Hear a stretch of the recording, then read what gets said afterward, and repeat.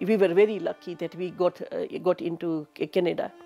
Hasit was only 3 years old at the time. Hasit had some difficulty with his speech, some socializing, but we didn't know what it was.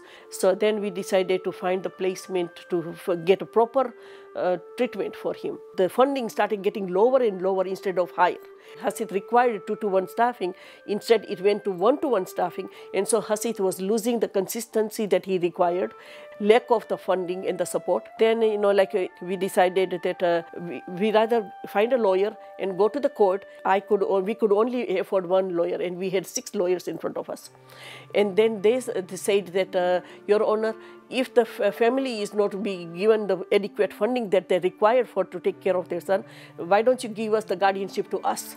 That was a shocking thing that we ever heard, because we were dedicated parents.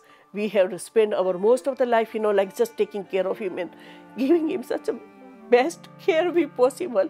And suddenly our guardianship was taken away for no reasons. It was the adequate funding that we had required.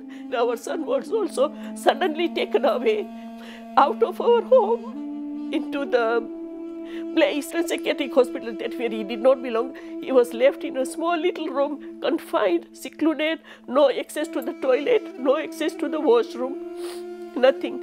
In a plastic mattress on the floor. We wanted our son to be released. And we really were not getting anywhere. We tried everything. So we contacted CACL, worst situation that they have ever heard, and they decided to literally step in. First thing we need to get is guardianship back. I'm not going to rest until I get your son out of this place. After all those struggles, finally we got our son home. He comes inside and he looks at the house after 10.5 years, and he said, "Finally, Mommy, I'm home." So without Canadian Association of Community Living, I don't think, the Hasit would have been free. He would not have been able to come home.